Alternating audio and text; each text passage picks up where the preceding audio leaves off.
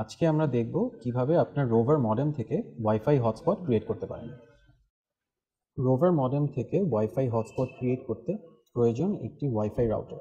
আমরা সাজেস্ট করছি TP-Link-এর 3040 অথবা TP-Link-এর 3020 রাউটার ব্যবহার করার জন্য। এই মডেম দুটির বেসিক ডিফারেন্স একটি জায়গায়, সেটা হচ্ছে TP-Link-এর 3040 রাউটার ব্যাটারি এনেবলড আর TP-Link 3020 রাউটার আপনার পাওয়ারের সাথে কানেক্ট করে চালাতে হবে। এছাড়া আপনার এই দুটিরই ওয়াইফাই কাভারেজ 700 স্কোয়ার ফিট, আর অ্যাট আ টাইম আপনি যদি 5 জন ইউজার ব্যবহার করেন তাহলে আনইন্টারাপ্টেড সার্ভিস পাবেন আপনার এই ওয়াইফাই রাউটারগুলো থেকে। এটা হচ্ছে TP-Link-এর 3040 ওয়াইফাই রাউটার, আর এটি হচ্ছে TP-Link-এর 3020 ওয়াইফাই রাউটার। এই দুইটি রাউটারের মধ্যেই দেখবেন যে আপনার USB পোর্ট আছে, সো এটি দিয়ে আপনি আপনার মডেমের সাথে কানেক্ট করতে পারেন। এছাড়া এটির মধ্যে একটি ইথারনেট পোর্টও আছে, সো সেটি দিয়েও আপনার মডেমের সাথে আপনি এই রাউটারগুলি কানেক্ট করতে পারেন। এই দুটি রাউটারের যে বেসিক ডিফারেন্সের কথা বলেছিলাম সেটা হচ্ছে এদের ব্যাটারি। TP-Link 3040 আপনি যদি এটার ব্যাক কম্পার্টমেন্টটা খুলেন তখন দেখবেন এখানে একটি ব্যাটারি আছে, সো এই ব্যাটারিটা দিয়েই আপনি এটাকে অন দ্য গো ব্যবহার করতে পারবেন কোনো পাওয়ার কানেকশন ছাড়া। এটা 4 আওয়ার্স পর্যন্ত পাওয়ার ব্যাকআপ দেবে আপনাকে। TP-Link 3040 রাউটারের সাথে রোভার মডেম কানেক্ট করতে সিম্পলি রোভার মডেমের USB কেবলটি TP-Link 3040 USB পোর্টে কানেক্ট করে দিন।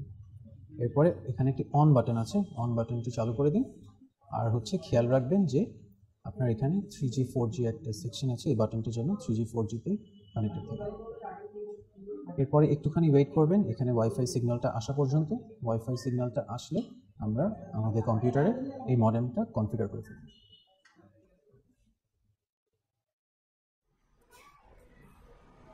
আপনার কম্পিউটারে নেটওয়ার্ক অপশনে যাবেন, সেখানে গিয়ে দেখবেন যে TP-Link 3040 একটি SSID আছে।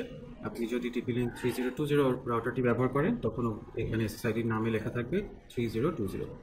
আপনি এই SSIDতে ক্লিক করলে সেটা কানেক্ট করতে যাবে। কানেক্টের উপর যখন ক্লিক করবেন তখন সেখানে আপনার কাছে একটি নেটওয়ার্ক সিকিউরিটি কি যাবে।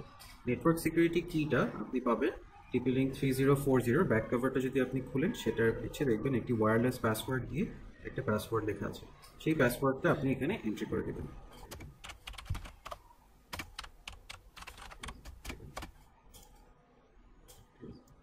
পাসওয়ার্ডটা এন্ট্রি করার পরে আপনার রাউটারটি আপনার কম্পিউটারের ওয়াইফাই নেটওয়ার্কের সাথে কানেক্টেড হয়ে গেছে। রাউটারটি এখন কনফিগার করার জন্য কম্পিউটারের একটি ওয়েব ব্রাউজার খুলে সেটার অ্যাড্রেস বারে রাউটারের আইপি অ্যাড্রেসটি লিখতে হবে। এই রাউটারের আইপি অ্যাড্রেসটি হচ্ছে 192.168.0.1। এখানে গেলে আপনার পপআপে একটি ইউজার নেম আর পাসওয়ার্ড যাবে। ইউজার নেমে আপনি লিখবেন অ্যাডমিন, পাসওয়ার্ডে লিখবেন অ্যাডমিন, সেটা লিখে এন্টার দিন। এন্টার দিলে আপনি এই TP-Link 3040 রাউটারের অ্যাডমিন প্যানেলে এন্ট্রি করবেন। সেখানে প্রথমে কুইক সেট আপ করার একটি অপশন আসবে। আপনি এই কুইক সেট আপটি দিয়েই খুব ইজিলি রাউটারটি কনফিগার করতে পারেন। তো প্রথমে আপনার নেক্সট ক্লিক করতে হবে। এখানে আপনি মেক শিওর করবেন যে এটা যেন 3G 4G অনলি এই অপশনে সিলেক্টেড থাকে। এটা সিলেক্টেড থাকলে এখান থেকে নেক্সট দিন। এখান থেকে নেক্সট দেওয়ার পর আপনার এখানে কিছু যে ইনফরমেশন আসবে এটাকে নেক্সট দিন। আপনি এই কুইক সেটআপের এই ওয়্যারলেসের এই পেজটি থেকে আপনি আপনার পছন্দ মতো ওয়্যারলেস নেটওয়ার্ক নেমটি চেঞ্জ করে ফেলতে পারবেন, যেটা আপনার SSID নেম হবে। এছাড়া আপনার পাসওয়ার্ডটি চেঞ্জ করে দিতে পারেন। আপনি যদি চান যে কোনো পাসওয়ার্ড না দিতে তাহলে ডিসেবল সিকিউরিটি করে দেবেন, বাট সিকিউরিটি দেওয়াটাই ভালো। তো নামটা এখন আমরা চেঞ্জ করে দিতে পারি। নামটা আমি জাস্ট সিম্পলি QB লিখে দিয়ে দিলাম আর পাসওয়ার্ড দিয়ে দিলাম 1 2 3 4 5 6 7 8। বাট ডেফিনেটলি আপনি যখন পাসওয়ার্ড সেট করবেন তখন একটি স্ট্রং একটি পাসওয়ার্ড সেট করবেন। তারপরে আপনি এটা নেক্সট দিয়ে দিবেন। নেক্সট দিয়ে দিলে রিবুট করতে যাবে, আপনি তখন রিবুট অপশনে ক্লিক করে দেবেন। এটি রিবুট হয়ে গেলেই আপনার মডেমটি কনফিগার হয়ে যাবে। এই রিবুটটি হতে 1 থেকে 2 মিনিট সময় লাগতে পারে। এখন মডেমটি আবার রিস্টার্ট হচ্ছে। মডেমটি যখন রিস্টার্ট হয়ে যাবে তারপরে আপনি আবার ব্যবহার করতে পারবেন। তো এখন এই যে আমরা দেখতে পাচ্ছি যে আমরা SSID QB হয়ে গেছে। তো এখানে আবার কানেক্ট করতে হবে। কানেক্ট করলে যখন পাসওয়ার্ড যাবে আমরা যে পাসওয়ার্ডটা দিয়েছিলাম 1 2 3 4 5 6 7 8 এই পাসওয়ার্ডটা দিয়ে দিলাম। পাসওয়ার্ডটা দিয়ে নেক্সট দিয়ে দিলাম। এখন আমাদের রাউটারটি মডেমের সাথে কানেক্ট হয়ে যাবে এবং আমাদের ওয়াইফাই হটস্পটটি সেট আপ হয়ে যাবে। আমাদের রাউটারটি মডেমের সাথে কানেক্ট হয়েছে নাকি সেটা টেস্ট করার জন্য আমরা একটি নর্মাল ইন্টারনেট সার্ফ করে দেখি।